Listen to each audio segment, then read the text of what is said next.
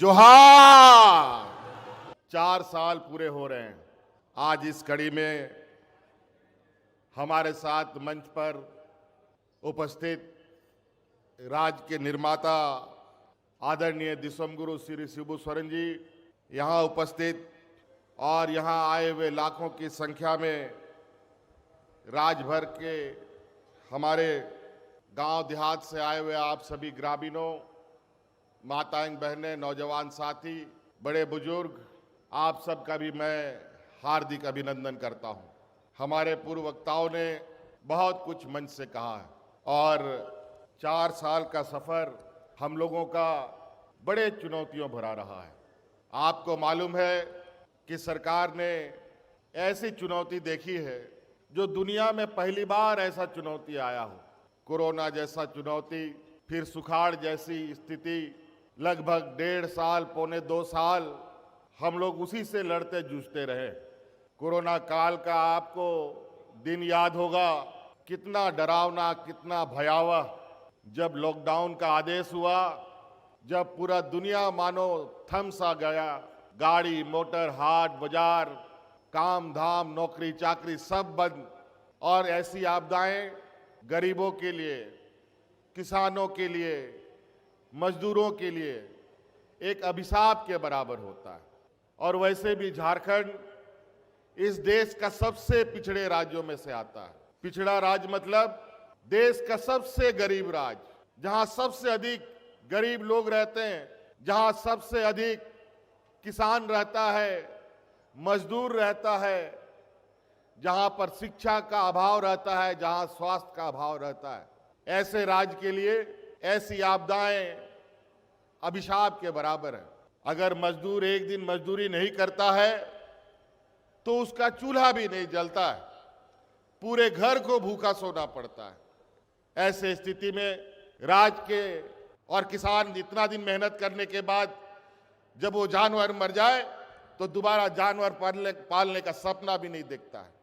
लेकिन इस बार हम लोगों ने उसमें बदलाव किया है। इस बार किसानों को जो भी पशु मिलेगा, गाय, बकरी, बैल, जो भी चाहिए, इस बार तो भैंस भी सरकार बांटेगी और वो सारा जानवर आपको बीमाकृत जानवर मिलेगा। गलती से जानवर मर गया तो उसका पूरा पैसा वो बीमा कंपनी आपको वापस करेगी। और आपको मालूम होना चाहिए, पशुधन पर इसलिए हम लोग जोर देते हैं कि आज भी इस राज्य में मांस मछली की खपत बहुत अधिक है। यहां पर आंध्रा से मछली आता है और आंध्रा के लोग पैसा कमा के चले जाते हैं। यहां पर अंडा दूसरे राज्यों से आता है, दूसरे राज्य के लोग पैसा कमा के चले जाते हैं। मुर्गी भी दूसरा राज्य से आता है, बकरी भी दूसरा राज्य से आता है। ये विडंबना है। अगर हमारे ही किसान यहां पर जानवर पालना शुरू करे तो वो पैसा हमारे किसानों को जाएगा, ना कि दूसरे राज्य को जाएगा। इसीलिए हर संभव प्रयास है कि हमारे राज्य में पशुपालक आगे बढ़े और कृषि विभाग 90% के अनुदान में हम जानवर उपलब्ध करा रहे। तो इसलिए आपको अतिरिक्त आय का भी वृद्धि होगा और राज्य की भी जो कमी है उसकी पूरी की जा सकती है। तो कई ऐसी चीजें हैं। हम लोग आज गरीबों को राशन दे रहे हैं। कई मांग तो हम पहले भी कुछ आप लोग का पूरा किया और आपको हम बताना चाहेंगे कि आपके डीलर कमीशन को भी बढ़ाने की हम तैयारी कर रहे हैं। बहुत जल्द डीलरों की भी कमीशन बढ़ेगी। महिला सशक्तिकरण पर हम लोग की जो महिला समूह की जो दीदियां हैं, लगभग उतना ही, उससे कम बेसी ही बांटा, उससे अधिक नहीं। लेकिन हमारी सरकार बनने के बाद इन महिला दीदियों के बीच में 4 साल के अंदर 8,000 करोड़ से अधिक रुपया का वितरण हमने किया है। कहां जाता था पैसा? वो 8 लाख से अधिक संख्या पार करेगा। लेकिन हम राज्य के गरीब असहाय लोगों से हम कहना चाहेंगे कि आप चिंता मत कीजिए। हमारी सरकार जो कहती है वो करके दिखाती है। और जितने भी आए हैं, जितने भी जरूरतमंद हैं लोग, उनको हर हाल में हम आवाज देंगे, चाहे वो 1 साल लगे, 2 साल लगे, 3 साल लगे या 4 साल लगे। और पैसे की व्यवस्था आकलन के मुताबिक 15,000 करोड़ रुपया का भी हम लोगों ने रखा है। लेकिन हो सकता है कि इससे अधिक की आवश्यकता पड़ेगी। लेकिन संसाधनों को भी हम लोग जुटाने में लगे हैं।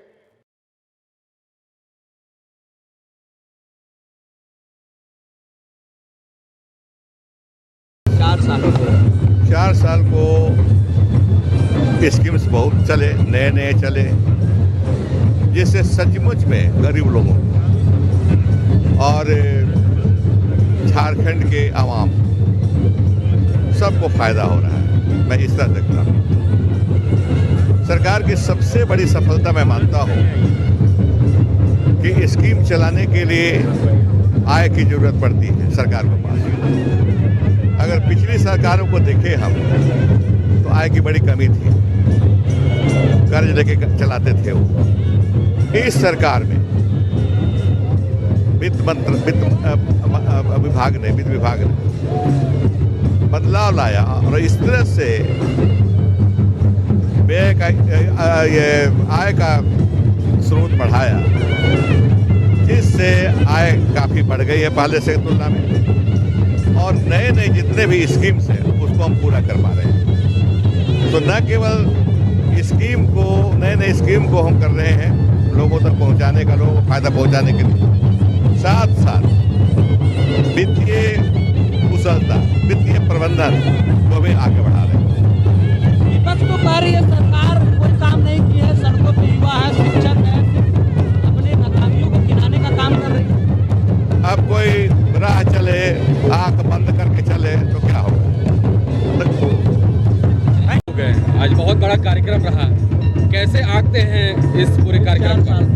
मुझे लगता है कि माननीय मुख्यमंत्री जी के अभिभाषण में बहुत विस्तृत रूप से उन्होंने जो बातों को रखा है कि कोरोना के 2 साल के बावजूद 4 साल के अंतराल में जिस तरह से इस कार्य को, राज्य को प्रगति की ओर ले जाने के प्रयास हमारी हेमंत सरकार की, गठबंधन सरकार की रही है।